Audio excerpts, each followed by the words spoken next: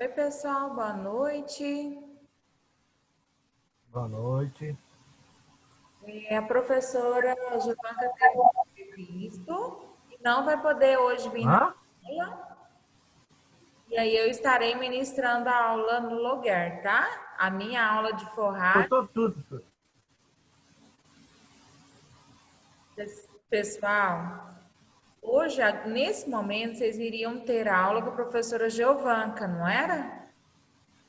Sim. Ela teve um imprevisto e aí não vai poder estar participando. Então, em vez de eu ministrar a aula minha amanhã, a gente adiantou para hoje, tá? E amanhã, no meu horário, será a aula dela. Tudo bem? Tudo bom. Beleza. Então, tá bom, então. Me dá só 2 minutinhos e eu já retorno aqui. Iremos pagar as leguminosas, né?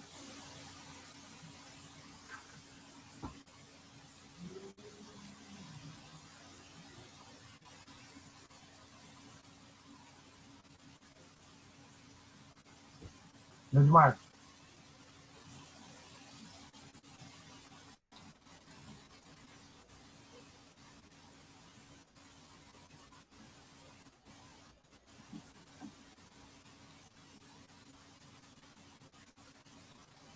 Fala aí.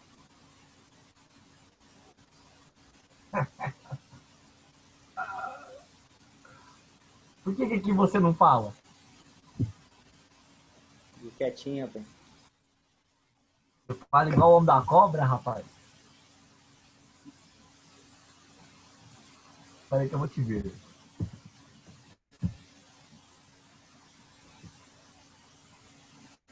Aí, ó. Amanhã você vai ficar pretinho, Edmar.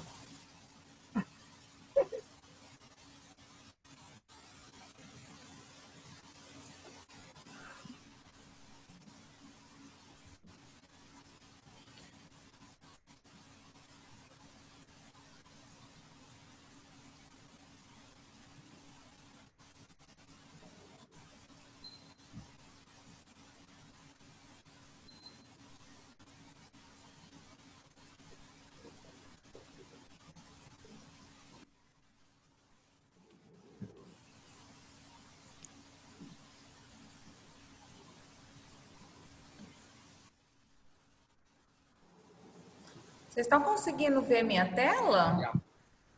Sim.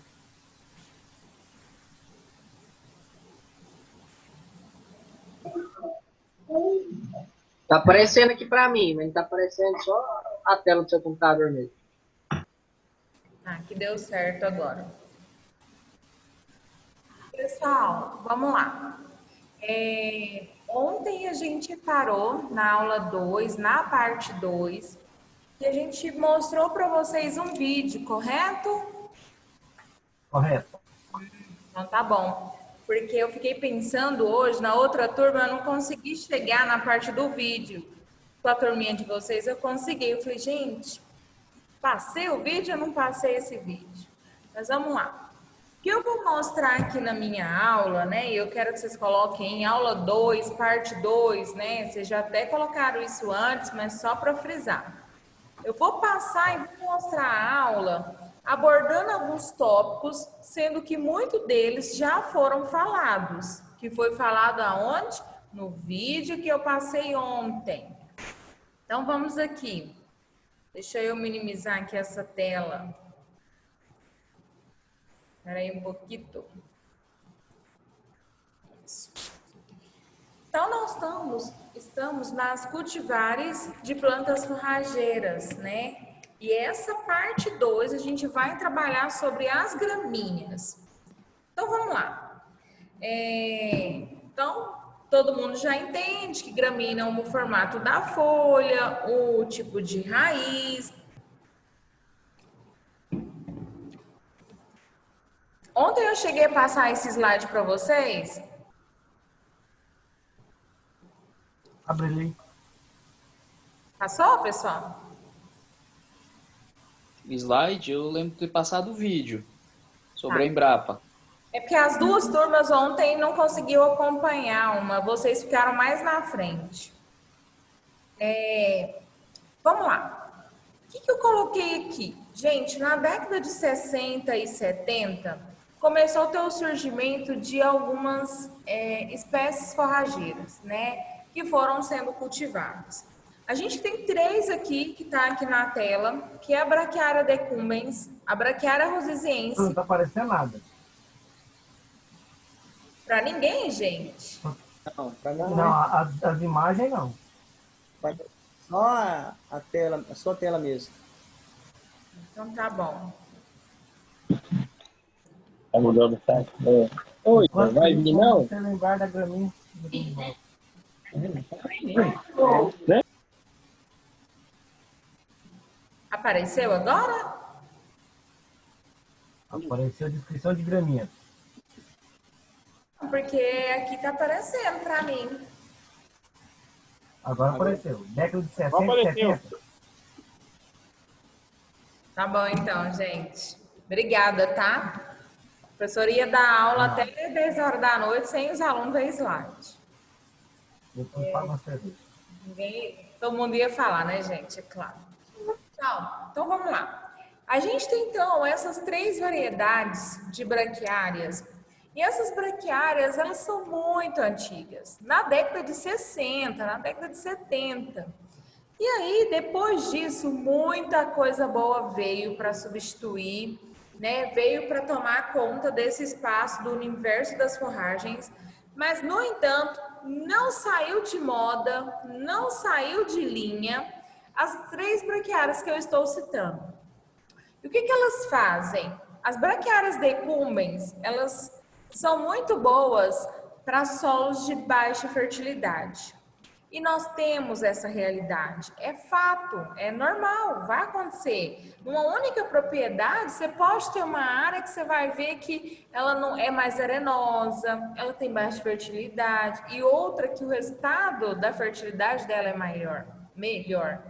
Então, é um negócio assim, é um capim antigão, tem um monte de capim melhor do que ele, mas ele é o capim que vai se adaptar muito bem à baixa fertilidade. Então, ele tem que Ô, professor. ir. Rosisiense. Rosisiense é um tipo de braquiária, pessoal, que é muito utilizado até hoje. Ela é muito mesmo. Na integração lavoura e pecuária, no plantio direto. Porque ela é fácil, ela dá uma boa palhada, eu consigo dessecar e eu consigo ter uma boa cobertura de solo para cultivar, seja soja, seja um milho, enfim, outra cultura. Isso principalmente na integração.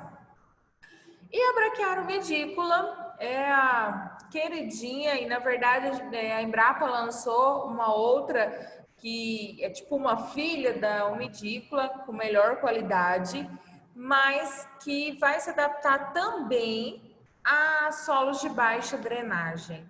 Então, lá na fazenda, na casa de alguém, vocês vão conhecer algo que tem alguma área que tem próximo a brejo? É muito normal isso acontecer, não é?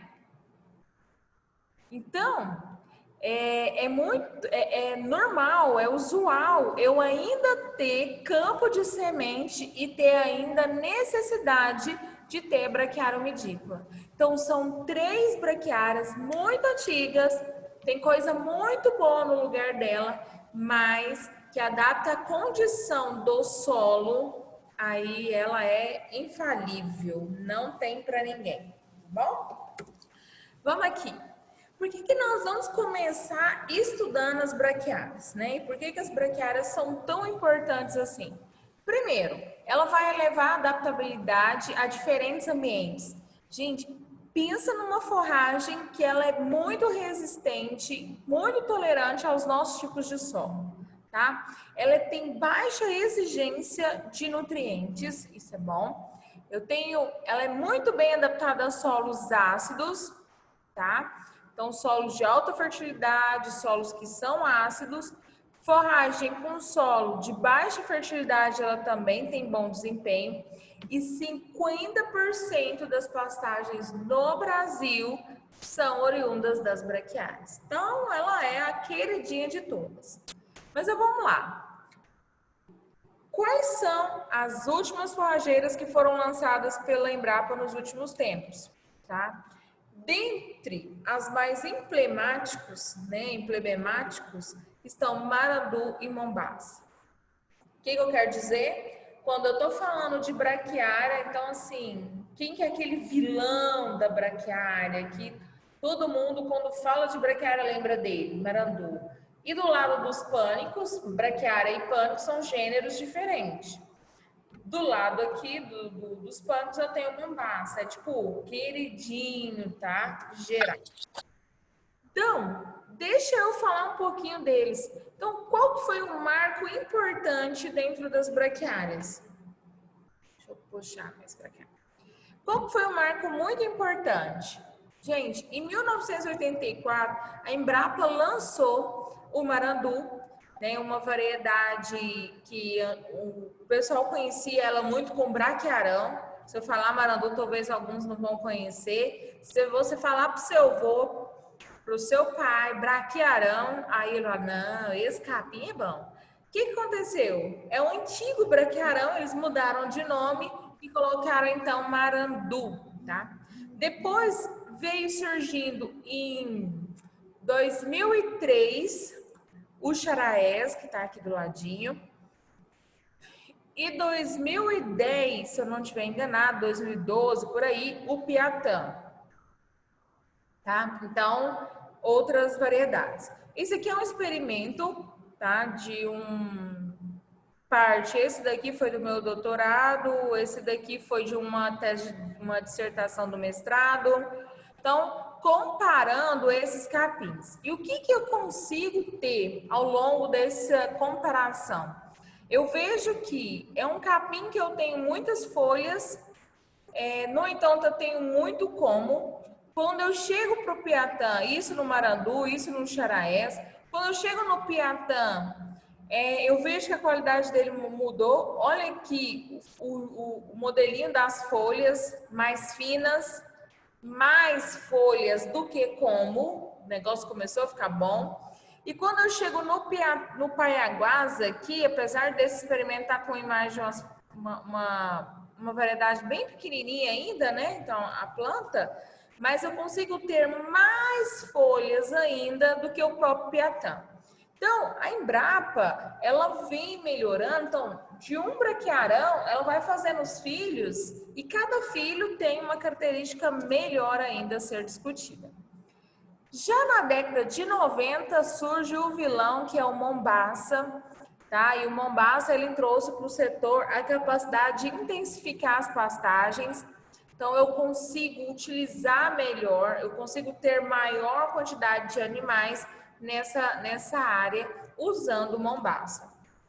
Por que disso? Porque o Mombaça, ele é um capim de porte mais elevado. Então, um capim que a gente pode manejar ele muito bem com 90 centímetros, 1 metro, 1,10 m de altura. Enquanto que as braquiárias a gente faz esse manejo ideal, né, a altura ideal, em torno dos seus 40, 45 centímetros, até 50 centímetros, tá? Então, tá vendo que se eu tenho uma toceirinha de capim, que é as braquiárias aqui, se eu posso colocar 10 animais, numa mesma área que eu tenho um tamanho de capim muito maior, eu consigo ter maior quantidade de animais. Eu tenho mais forragem. Então, esse é o diferencial, tá? Com isso, né, quando começou a chegar, então, deixa eu só voltar. Na década de 90 estava tudo normal. Quando chega na década de 2000, gente, começou a ter muita espécie, a Embrapa começou a lançar muita espécie forrageira e aquele negócio foi tomando uma proporção muito grande ao ponto que a Embrapa falou assim, opa, né, eu até comentei isso aqui ontem, eu preciso criar parcerias.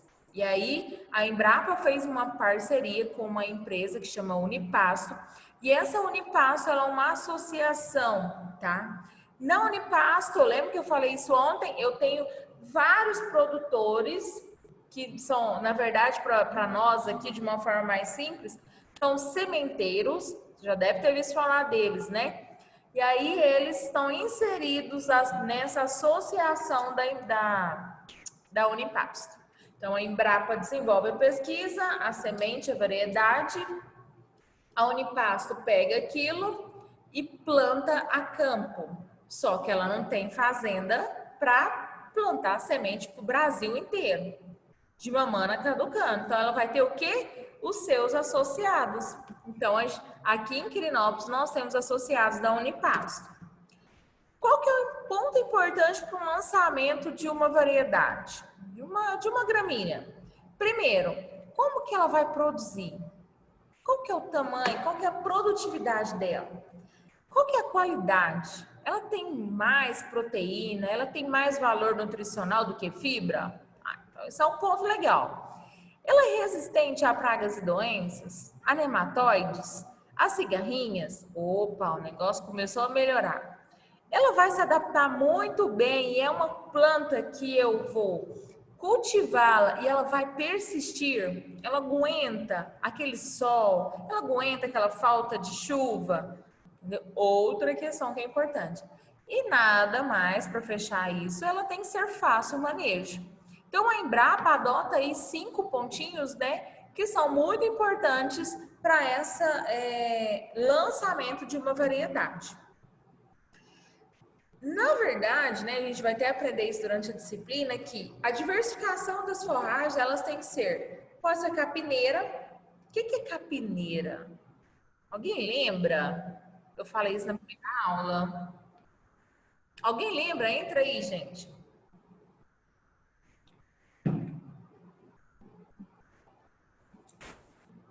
Ixi, ninguém lembra. Então tá bom. Vou falar, né? Já que vocês não estão com coragem de falar, eu vou me arriscar aqui. Gente, a capineira, igual. Aqui de cara é o para-choque. O napier é um exemplo disso. Capineira é quando eu planto uma cultura, eu planto uma forrageira, e aí para ela ser consumida, eu tenho que ir lá cortá-la, ou picar, ou colocar no desintegrador, ou então fornecê-la do jeito que ela está no coxo. Cana é capineira? Napier é capineira? É, né, gente? Porque a gente vai cortar e fornecer. Pastejo. Pastejo as espécies forrageiras, porque o animal vai pastejar. Eu tenho que pensar no lançamento de um capim, que ele vai servir ou para o sistema rotacionado ou para o sistema contínuo. Eu penso num tipo de capim que ele vai servir na integração lavoura e pecuária. Aí você vai falar assim, mas por que eu tenho que pensar no capim que vai servir para isso? Primeiro, pessoal, nem todo capim desenvolve bem em áreas sombreadas. Eu vou plantar, eu vou consorciar ele com a soja vai sombrear ele. Eu vou consorciar ele com o capim vai sombrear ele. Então, a gente tem que pensar nisso também.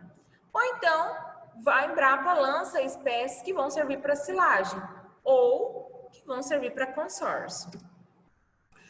Dentre as braquiárias, nós temos aqui a paiaguás, tá? E o que a braquiária, né? A braquiária brisanta, mais nova lançada no mercado, chama paiaguás, tá? Esse foi o meu trabalho do doutorado. Que o paiaguás é tão bom do que o pai dele, que é o tal do braquiarão, tá? Ele acontece que no período seco do ano, gente, ele apresenta maior acúmulo de forragem e de melhor valor nutritivo. Imagina no período seco você ter esse capim na sua propriedade e você vê que esse capim, ele desenvolve, ele está desenvolvendo, ele está crescendo, a touceira dele ainda é vistosa, da mesma forma que é muito similar ao que era na época das águas. Todo mundo sabe que na época da seca, bye capim, não é verdade? Então tá bom. Solo de média fertilidade, porque a gente tem que pensar nisso. Então, assim, média fertilidade, gente, é quando a área de solo ela já começa a entrar numa fase de solos que eu tenho mais areia do que argila, tá? Então, isso é mais fertilidade, menor fertilidade. Só que nem tudo é a mil maravilhas e o paiaguás ele sofre um pouquinho de dano com a cigarrinha, tá? Então ele não é tão perfeito em áreas que a gente tem problema com cigarrinha. Eu tenho uma propriedade, ó, exemplo, tá? Eu tenho propriedade que do ladinho eu tenho cana e o pessoal lá com a cana vive tendo problema de cigarrinha, eu vou pensar nesse tipo de capim? Ele seria minha salvação, mas eu não posso arriscar, tá? Um outro que nós temos aqui é o BRS Ibiporã, tá? O BRS, toda vez, eu não sei se, coloquei aqui do Paiaguás, que eu quero te mostrar que quando é BRS é que é uma variedade brasileira, tá? Desenvolvida com a característica do Brasil. E o Ibiporã é mais novo do que o Paiaguás, tá? O Ibiporã, ele deve ter sido lançado em 2017, uma das braquiárias ele é mais novo. Só que ele não é uma cultivar. Gente, o que é cultivar? O que é híbrido? Anota aí no caderno de vocês. Vou explicar aqui, vocês vão anotar. Cultivar, eu vou explicar de uma forma simples, tá, gente? Cultivar é quando eu tenho, né? Vamos lá. Eu tenho o marandu. Então, eu tenho a braquiária brisanta, cultivar marandu. Quando eu trabalho com cultivares nada mais é do que um filho do braquiarão. Então eu tenho o charaés. Então, o filho do charaés, eu tenho o piatã, eu tenho o paiaguás. Então, os cultivares, eles são do mesmo gênero e espécie. Quando eu trabalho com híbrido, e o Ibiporã é um híbrido, é quando eu peguei aqui uma braquiária, né? Então, todas do mesmo gênero das braquiárias.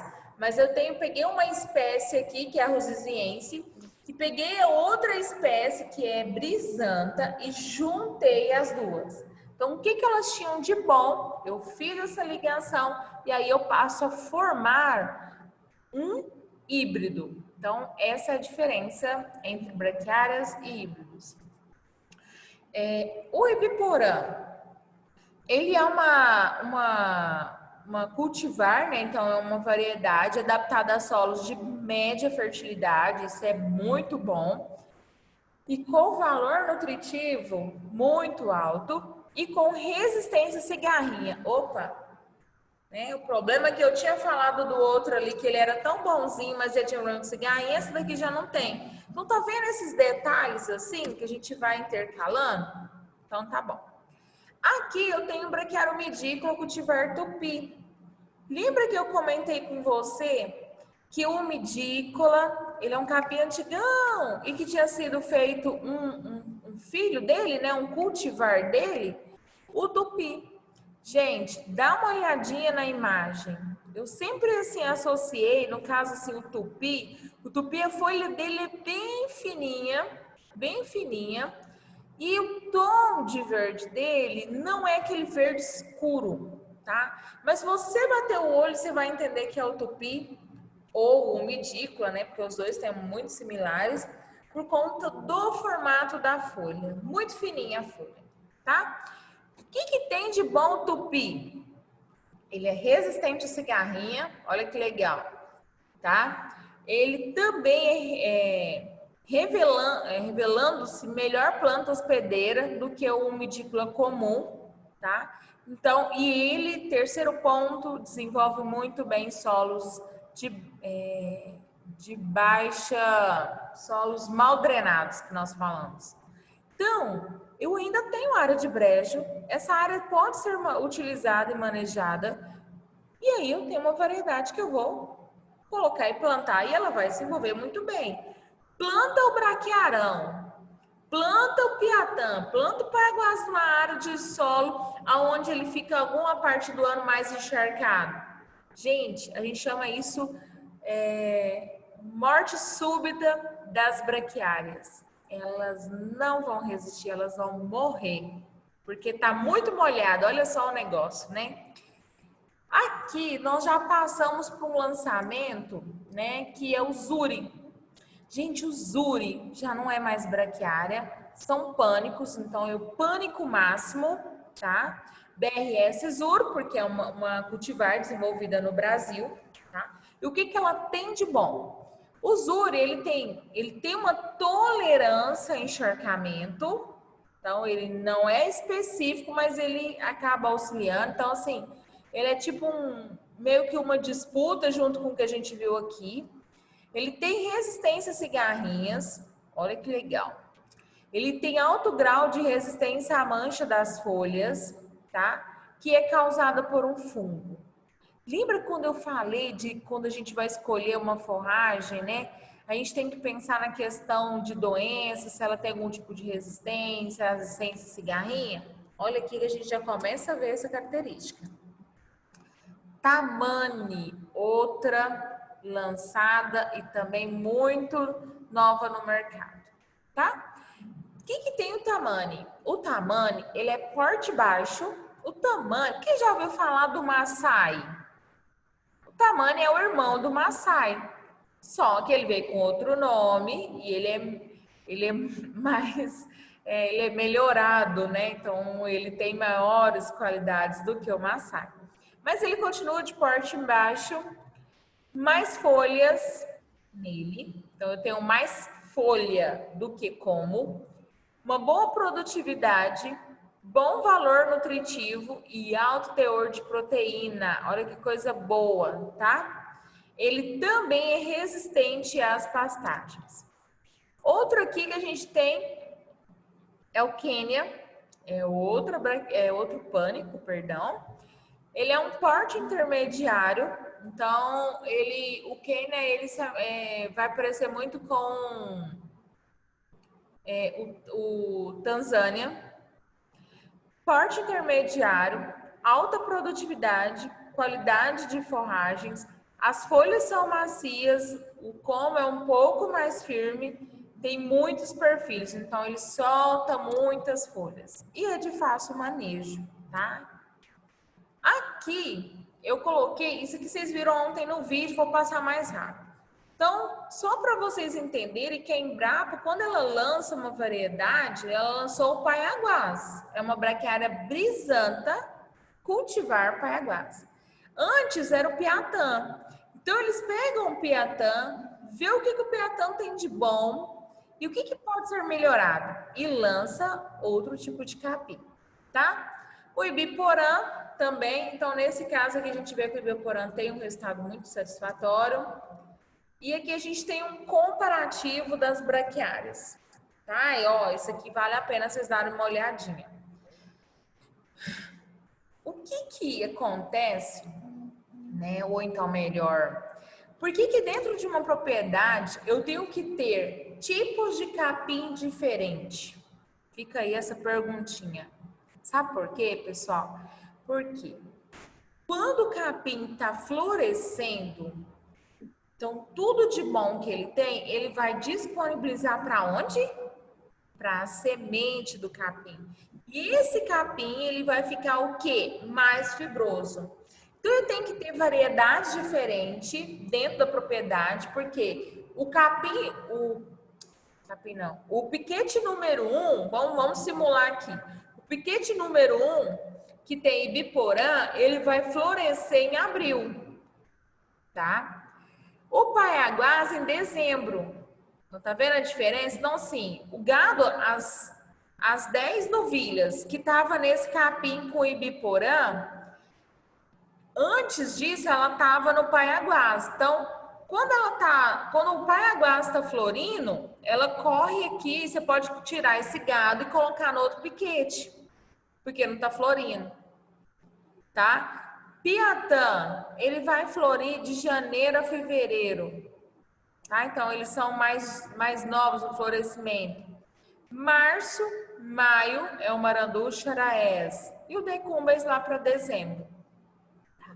Então, se eu tenho um piquete e naquele piquete onde eu tenho os animais para engordar, para produção, para leite, quando o capim está florescendo, não é sinal de qualidade. O que seria o recomendado? Tirar os animais daquela área.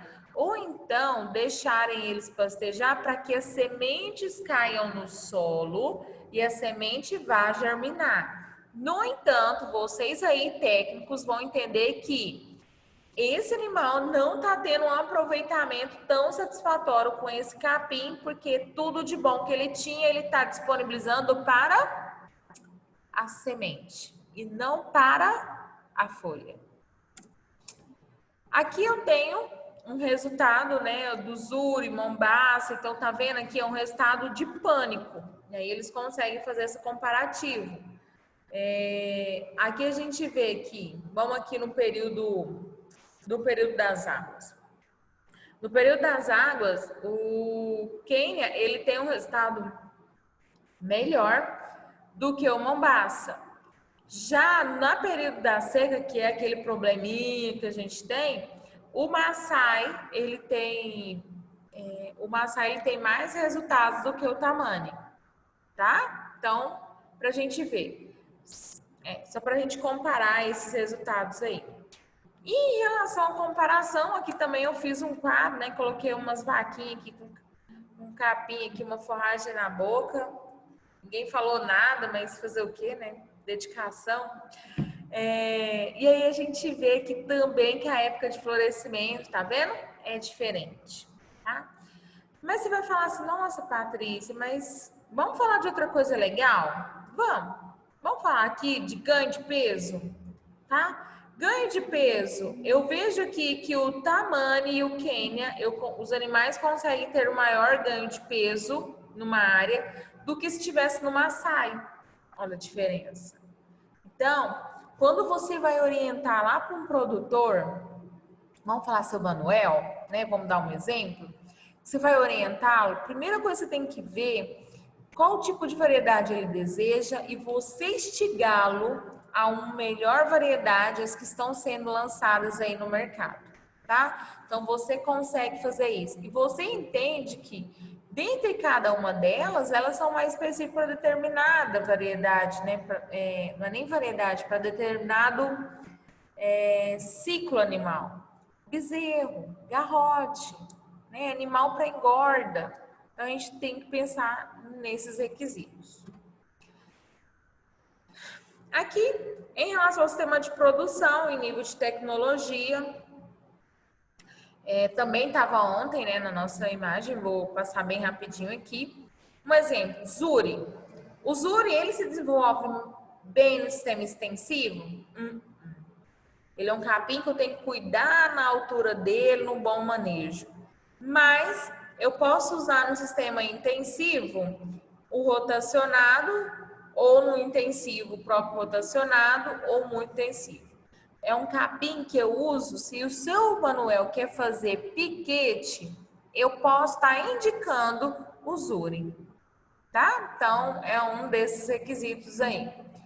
E aí a gente vê cada um deles aí. Então, cada um tem a sua qualidade.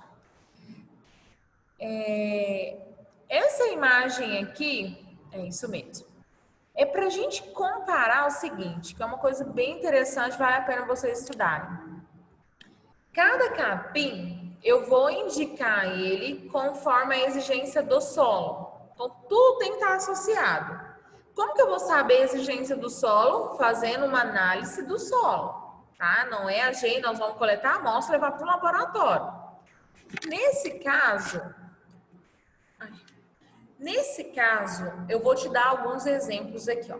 Tá vendo que tá de vermelho? Gramíneas que são recomendadas para solos que têm nível alto de fertilidade. Gente, a maioria dos pânicos, eles são aqueles riquinhos. Eles gostam de um solo que tenha maior fertilidade. Solos mais argilosos, tá? Mombasa, Tanzânia, esses aí são os queridos. Braquiárias, o Charaés e o Piatã, ele também é meio exigente na fertilidade. Já os penicetos, que é o capim-elefante, que é o napier, né? Ele também gosta de solo de mais fertilidade. E as gramas? Muitas gramas, elas vão desenvolver melhor em solos de alta fertilidade. E média fertilidade. Dos pânicos, eu tenho o Aires e o Atlas. a gente nem usa mais essas variedades, quase você não vê no mercado. Já as braquiárias, os jaraés e o marandu, e a rusiziense, que é um negócio que tá ó, a secos. E para fechar, solos de baixa fertilidade. Eu tenho o quê? Os andropógons, tá? É o Andropógon gaianus. É um capim que até hoje, é um capim antigo, mas até hoje ele é comercializado, porque eu vou ter na propriedade, alguém vai conhecer alguma propriedade que tem solo de baixa fertilidade. O problema do andropógon é o seguinte, vou até fazer uma brincadeira aqui. O andropógon, se falar assim, acabou a chuva, acabou o andropógon. Você olha para ele, fica umas varetinhas, não fica folha nenhuma. Você vê folha, você vai ver uma, duas, fala assim, nossa, acabou meu capim. E ele é um capim que, quando eu falar assim, acho que ele tem uma ligação com São Pedro, né? Na hora que São Pedro falar assim, olha, eu vou mandar a chuva e dar aquelas primeiras gotinhas, o andropógon ressurge, gente. O andropógon, ele sai do nada. Ele começa a ficar verde muito primeiro do que os outros capim.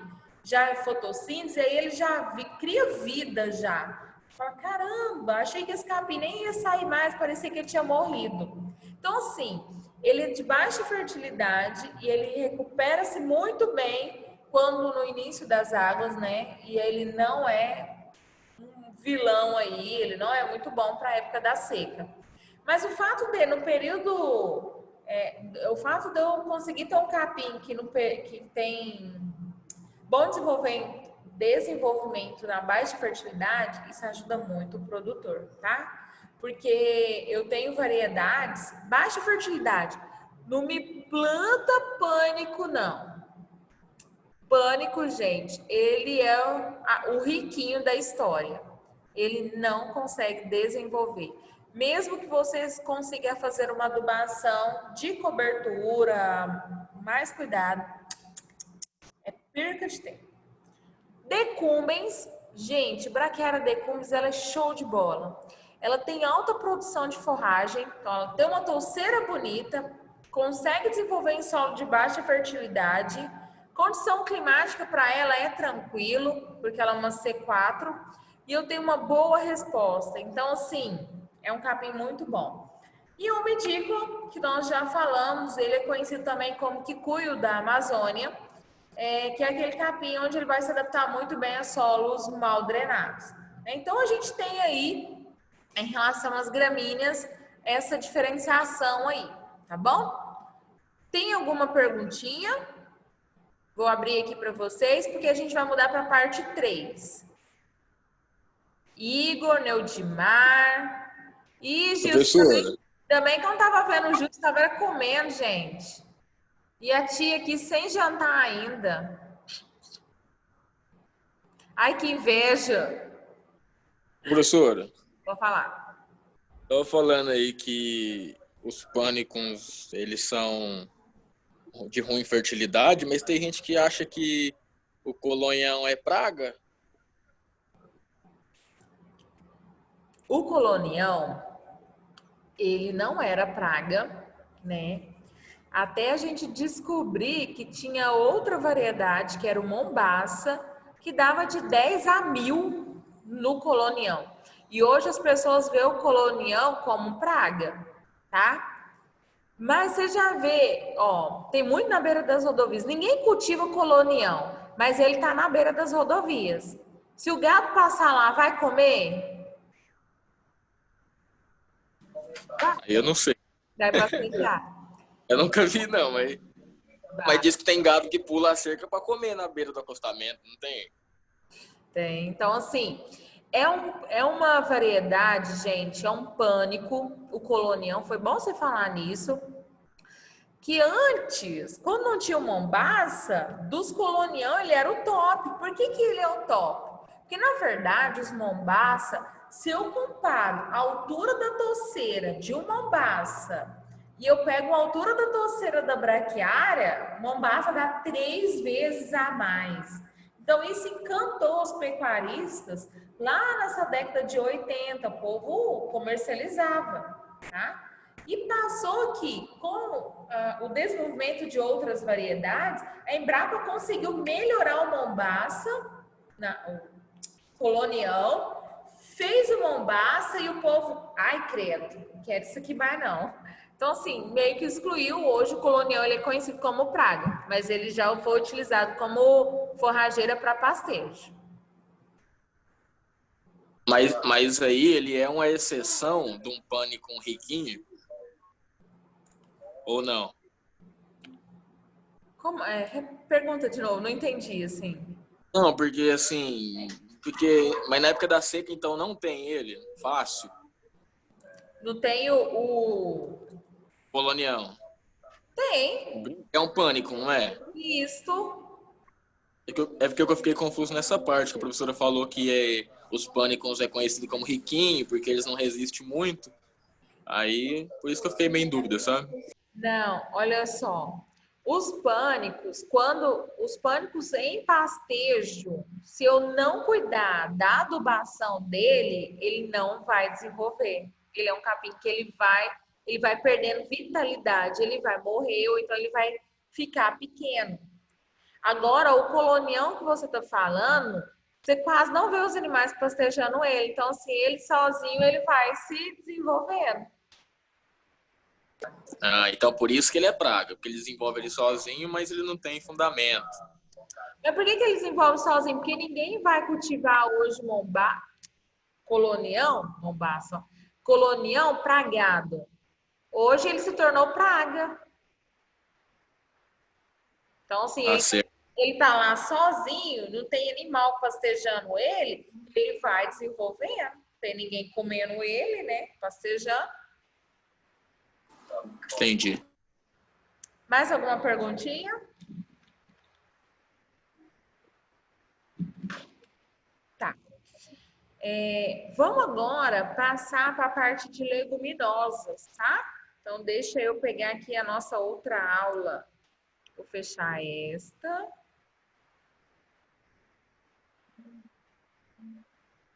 O professor, Pode falar. tô achando que eu fiquei com a falta aí na sua aula, hein? Ô, gente, isso acho que é com a coordenação, tá? A menina passou aí, eu participei. Que dia? Acho que foi, deixa eu ver aqui que dia que foi. Na última aula aí, no segundo horário. A última aula foi ontem. Pois é. Ela passou pra mim que tava com falta. É que talvez vocês saem da sala e eu não vejo na hora da chamada, né? Não sei o que eles vão fazer, não. Vocês estão conseguindo ver a tela? A tela Sim. tá.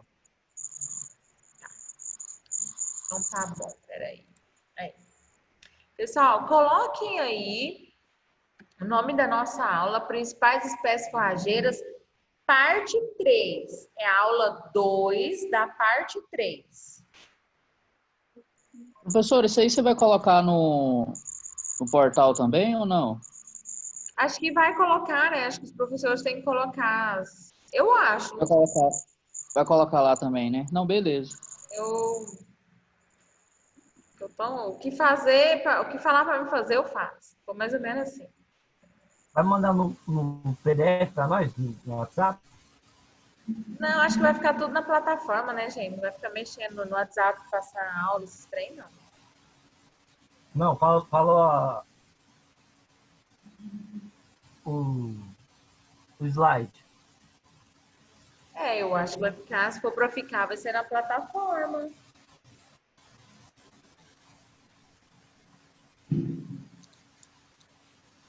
Vamos lá.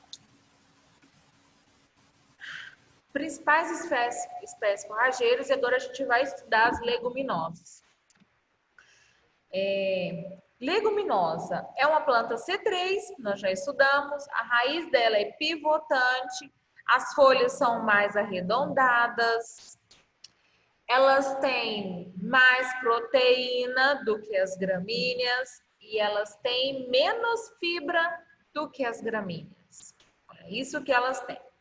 Mas a gente precisa entender quais são elas, né? E eu vou passar algumas imagens aqui para te mostrar qual delas.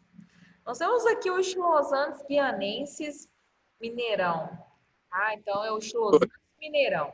Não está mostrando, Não professor. tá mostrando, tá aberto só a tela, viu? Não abriu o slide.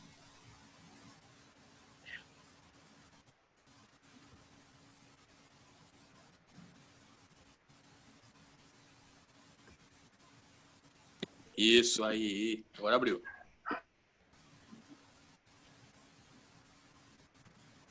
Eu falei disso daqui, tá? Aqui, eu expliquei aqui, e agora chegou no Mineirão. O Estilosantes mineirão, gente, ela é uma variedade, é uma leguminosa, que ela é muito utilizada em solos que vai de baixa até alta fertilidade. Isso é bom. Todas as leguminosas, elas fixam nitrogênio. Vocês sabem disso, né? Eu vou até tentar mostrar um videozinho depois. Nessa fixação de nitrogênio, eu consigo proporcionar aí em torno de 30 a 196 quilogramas hectariano de nitrogênio. E esse nitrogênio vem da onde? Primeiro, ele é um nitrogênio da atmosfera, que aí a planta absorve aquele nitrogênio e aí ela transforma ele na forma de absorção da raiz. Então, a folha busca ele, entra na planta, chega na raiz, tem umas bactérias que são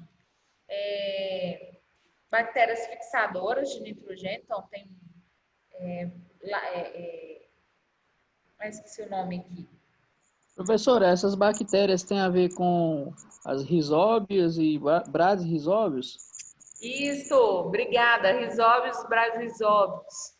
São bactérias que estão lá na raiz. Obrigada. Não estava lembrando de risóbio. Oh, meu Deus. Então, chega lá, essas bactérias, tipo, quebram essa molécula de nitrogênio, que é o nitrogênio amoniacal, consome um pouco para ela e fala assim, tô planta, pega aqui esse restinho, que esse aqui você dá conta de comer. E é isso que acontece com as leguminosas. Então, o Estilosantes Campo Grande, ele faz isso muito bem. E você pode consorciar ele com outros tipos de variedades. Aqui a gente tem o Estilosantes, né? Na verdade, eu poderia ter colocado essa imagem antes. O Estilosantes em si, ele é uma planta que ele buscou o Estilosantes capitata, misturou com o macrocéfalo, fez um cruzamento e aí surgiu o Estilosantes mineirão. Perdão, surgiu o Estilosantes Campo Grande. O Estilosantes Campo Grande, isso aqui é uma área do meu experimento, tá? Aqui também. O Estilosantes Campo Grande, ele é uma leguminosa diferente do mineirão. Diferente de que jeito? Porque ele desenvolve melhor em solos de baixa fertilidade. O que eu quero dizer com isso? É como se é uma planta que na raiz dela tem risóbios, que são as bactérias, e essas bactérias só vão morar, você fala assim, nossa, vou morar numa raiz de um estilosantes. Qual dessa raiz que está precisando da minha ajuda? Ah, aquele solo de baixa fertilidade, mais arenoso. Nossa, eu vou morar lá naquela planta lá, porque ela vai precisar de ajuda. Já, se você cultivar o estilosantes em um solo de alta fertilidade, ele vai crescer, ele vai desenvolver, só que ele não consegue fazer a fixação biológica do nitrogênio.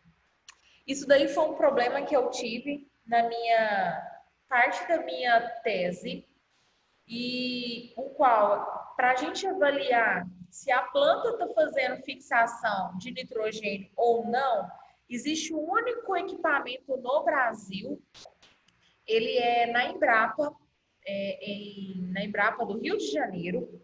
Eu me descambei daqui para lá chegou lá e aí o pesquisador Urquiaga olhava, né? E ele é peruano.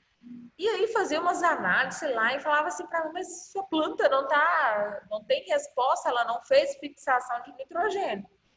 E foi aquela conversa, papapá, e aí um dia no segundo dia ele sentou comigo e foi me perguntar que jeito que era o solo, se eu tinha análise de solo. Acho que assim, sabe quando a pessoa investiga tudo e quando ela te pergunta a última coisa, você tem análise de solo? Eu falei, tem, deixa eu ver. Ele olhou e falou, não, seu solo é muito fértil. A planta cresceu, mas ela não tinha junto com ela, na raiz, essas bactérias que faziam a fixação. Então, ela era uma planta normal, era uma planta que vivia, que cresceu, né? Ela tinha matéria orgânica, né? Ela entrava em decomposição quando as folhinhas caíam, mas elas não fixavam. Tá vendo que a importância de eu entender que cada espécie, para que serve? Aí, se a área onde eu estava montando o experimento ele tinha alta fertilidade, eu não poderia ter utilizado o Estilosantes Campo Grande, e sim o Estilosantes Mineirão. Tá? Então, olha aí o erro. Negócio tão pequenininho que um estudo de 4 anos foram embora. A sorte que eu tinha outros estudos com esse capim, com essa leguminosa, né? Com essa forrageira. E aí eu continuei o meu trabalho. Mas eu precisei, né, sair daqui, ver lá, quebrar a cabeça, para ver que não ia virar em nada. Pode ser utilizado em consórcio, né? Aqui eu era sozinho, mas eu consorciei com a Braquiária-Medícula, Piatã e o Paiaguás. Na época o Paiaguás ele não era nem lançado ainda e a Embrapa cedeu umas sementes para a gente plantar. Aqui, resultado do Campo Grande, tá? Então, resultado, isso aqui foi na FESURB, em Rio Verde, essa imagem. Isso aqui foi do IF Goiano, em Rio Verde. E aqui também, isso aqui foi na FESURB, tá? Então, para você ver o resultado dessas variedades que elas foram desenvolvendo muito bem. Aqui o Estilosantes Campo Grande, ele vai sementeando. Quando ele começa a sementear, as folhas dele, a semente dele fica linda e vai chegando a esse tom aqui arroxeado, né? Olha aqui uma imagem para você ver. Então, são sementes. O formato da folha, quando eu falo que é um pouco arredondada, podendo ser miudinha ou não. E aqui a gente está analisando, porque a gente consorciou ele com o capim, que isso daqui era o Paiaguás, tá? Então, para ver. Porque a gente percebeu que, olha o tanto que o negócio foi tremendo.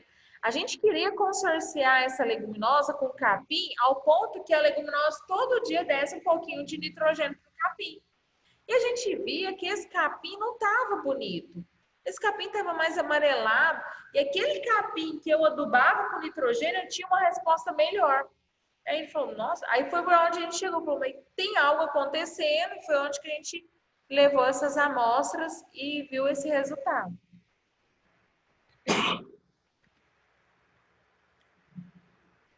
Aqui, né, uma foto minha, né, segurando a semente dele. Aqui a mesma coisa, não sei nem por que coloquei. E aqui no período seco, o que acontece na leguminosa quando depois que ela começa a sementear, ela vai ficando seca a sementinha, e as sementes vão caindo ao solo, olha o tanto fica seco. Vocês viram lá o começo. E ela cai no solo e ela perde aquele vigor dela, né? Mas, no entanto, nasce um monte de plantas. Então, novamente vai surgir novas plantas de leguminosas, porque ela vai soltar suas sementes. Aqui meu dedinho, né, aqui mostrando então um tanto de sementes que vão saindo, né, e a forragem novamente começa a ter vida novamente, né? Isso aqui já era em dezembro. A Embrapa não estava bom não, né? Tô com a garganta seca. E aí ela lançou outro estilosantes, que é o estilosantes Bela, BRS Bela.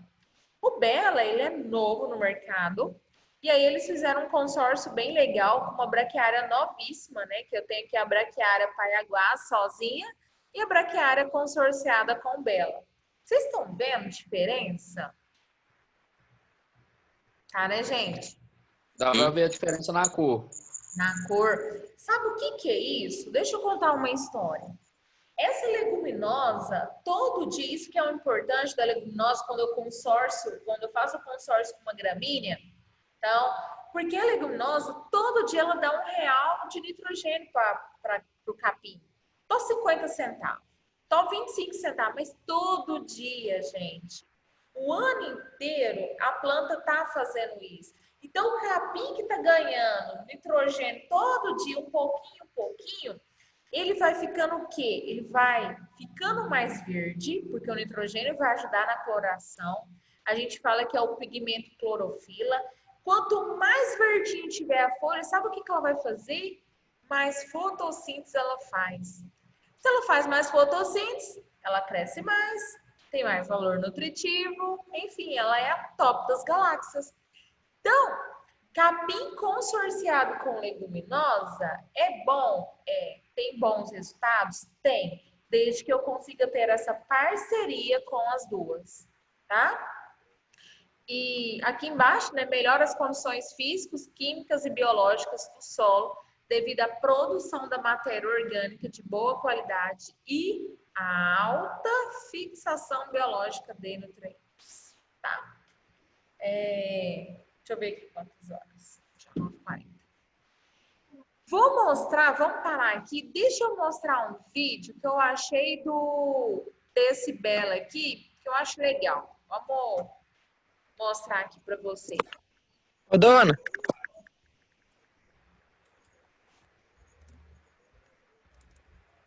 Ô.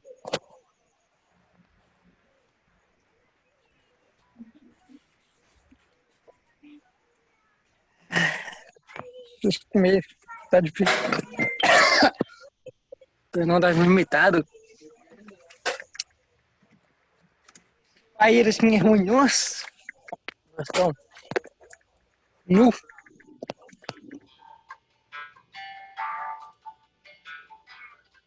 Pesquisas com a forrageira.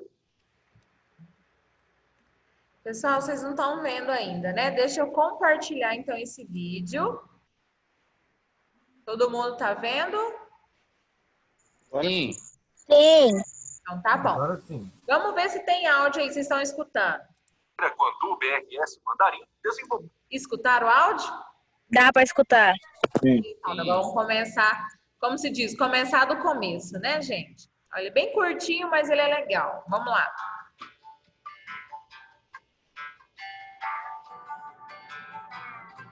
Pesquisas com a forrageira Guandu BRS Mandarim, desenvolvida pela Embrapa Pecuária Sudeste, têm apresentado bons resultados para a recuperação de pastagens degradadas. A degradação das pastagens é um dos principais problemas da pecuária brasileira e compromete o desempenho animal e a rentabilidade dos sistemas de produção. Aproximadamente 80% das pastagens encontram-se com algum grau de degradação, prejudicando a produtividade do setor. No processo de degradação, as pastagens perdem o vigor, a produtividade, sua capacidade de recuperação natural, reduzindo a produção e a qualidade dos pastos. Uma alternativa para reverter esse quadro e garantir o aumento da produtividade na pecuária é a utilização do feijão Guandu, que tem contribuído para a recuperação de pastagens. O Guandu BRS Mandarim é uma opção viável, porque é uma tecnologia de baixo custo de implantação, fácil manejo, serve de alimento para os animais e apresenta alto potencial para a adubação verde, melhorando a fertilidade do solo com a adição de nitrogênio. Antes de implantar o Guandu na pastagem, um produtor deve fazer a análise de solo para verificar a necessidade de correção. Depois disso, se necessário, fazer a roçada da área, deixando a pastagem com 10 centímetros de altura. Na sequência, o pecuarista deve semear o feijão Guandu com plantio direto na profundidade de 2 a 5 centímetros, com espaçamento entre 40 centímetros e 1,20 metro entre linhas, com aproximadamente 10 plantas por metro linear e taxa de semeadura em torno de 30 quilos por hectare. A semeadura deve ser realizada no período das águas, de outubro até a primeira quinzena de janeiro. Os animais devem ser levados para a área um pouco antes da florada do guandu e permanecerem em pastejo. Os animais alimentam-se do guandu no início da época seca, quando a planta está em fase de florescimento e formação de frutos. No início da estação das águas, a leguminosa deve ser roçada e o material remanescente ficar sobre a superfície da pastagem, funcionando como adubação verde. As plantas roçadas rebrotam e inicia-se outro ciclo. A persistência do guandu na área é de aproximadamente 3 anos, sendo necessário um novo plantio. O aumento significativo no ganho de peso vivo dos animais por hectare foi comprovado após os trabalhos realizados pela Embrapa Pecuária Sudeste com o guandu. Para outras informações, consulte a Embrapa Pecuária Sudeste pelo site www.embrapa.br/pecuária-sudeste ou pelo Serviço de Atendimento ao Cidadão. As sementes da BRS Mandarim são multiplicadas e vendidas pela Unipasto. Cheia de propaganda. Pessoal, não era o Bessa, acho que não estava ali, mas era uma outra leguminosa, né? E também é importante, tem lá a sua importância. Deu para vocês entenderem, né, como seria esse manejo? Tá vendo que ela faz uma auto-rebrota? Na verdade, essa rebrota, ela acontece... Se você quiser implantá-la novamente depois de 3 anos, você pode, mas você vai ver que ainda vai ter plantas, porque todo ano a sementinha seca, cai no solo e germina uma nova planta. Então, ela se autopropaga, tá? Professor, aí que nem ele fez o plantio direto lá, ele já tinha um capim e fez acima do outro capim, não foi? Foi. Aí esse outro capim não morre. Não, o que vai acontecer? Você vai ter um consórcio. Você vai consorciar uma gramínea com uma leguminosa. Deixa eu te falar, Igor. Pessoal, isso aqui é importante. O que o Igor tá achando estranho é de talvez uma área não ter apenas leguminosa. Se eu tenho uma área que só tem leguminosa e os animais ficam lá direto, dia e noite, 1 ano, 6 meses, o que acontece? Essa planta, ela vai chegar, ela tem tanto nutriente que ela vai intoxicar os animais. Por que eu tenho que ter planta? Quando ele faz aquele vídeo, você viu que ele passa o tratorzinho e fica parecendo umas faixas? É como se fosse uma faixa de leguminosa, uma de gramínea. O que isso acontece? Quando eu tenho só leguminosa, os animais vão intoxicar. É muito nitrogênio para o animal. Vocês já viram falar de intoxicação com ureia? De gado que morreu intoxicado com ureia. O que é isso? É muito, ureia é nitrogênio puro. Então, o legal de leguminosa, a gente vai ter uma aula sobre isso. Ou eu uso leguminosa como banco de proteína, que eu vou deixar, ordenhei o gado, né, as vacas de leite de manhã. Aí eu deixo num pasto que só tem leguminosa, na hora que eu vou apartar o gado, eu levo esse gado para um pasto normal. Porque se ficar o tempo inteiro, a gente vai ter prejuízo, tá? Então tem que consorciar. Então, leguminosa, o bom, ou eu consorcio com uma gramínea, ou eu planto ela como banco de proteína, onde eu deixo o gado só um pouquinho do tempo durante o dia. Sim? Sim. Obrigada. Tá parecendo aquela brincadeira, né? Professora. Oi.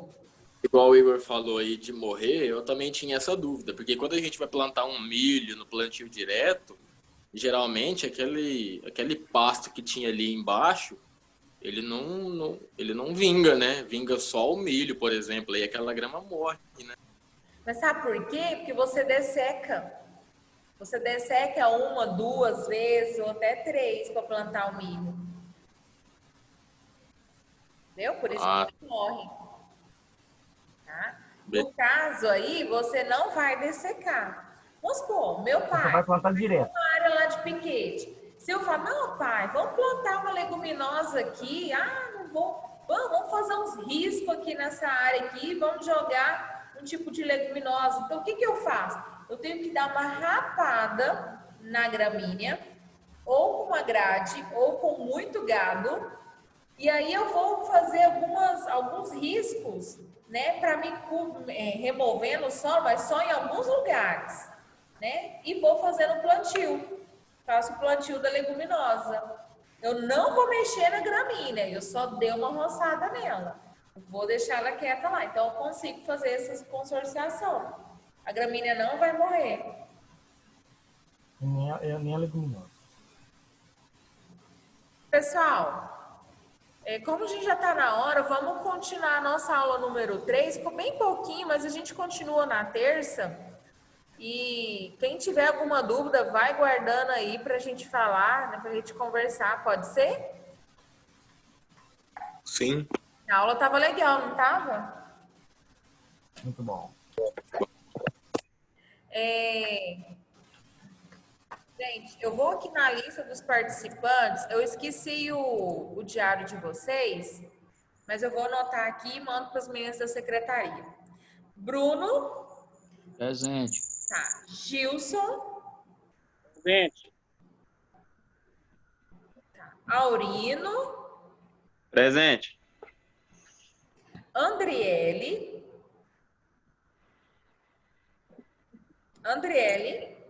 O áudio dela não tá funcionando não, professora. A internet dela tá fraca. Presente, professora. Obrigada. Aqui. Andriele. Danilo. Presente. Presente, estou aqui. Gilson, já coloquei. Guilherme.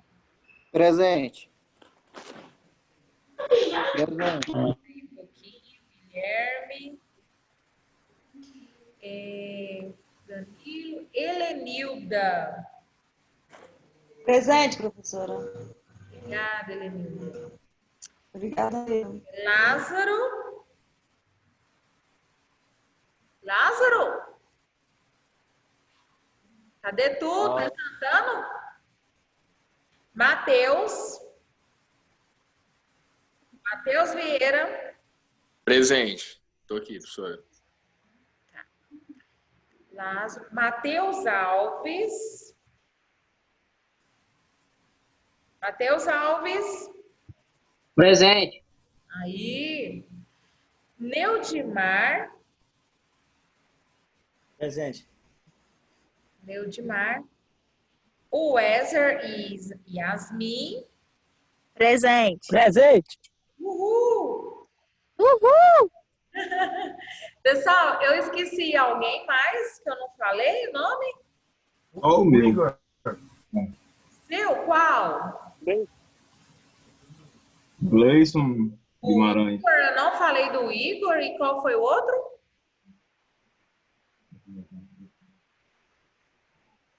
Gleison.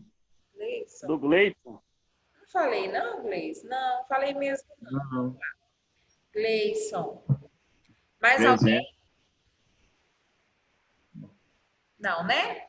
Pessoal, muito obrigada. Amanhã, nesse horário, vai ser a professora Giovanca. E a gente se encontra na terça-feira, tá bom? Tá bom. Obrigada, tá? Tchau, tchau.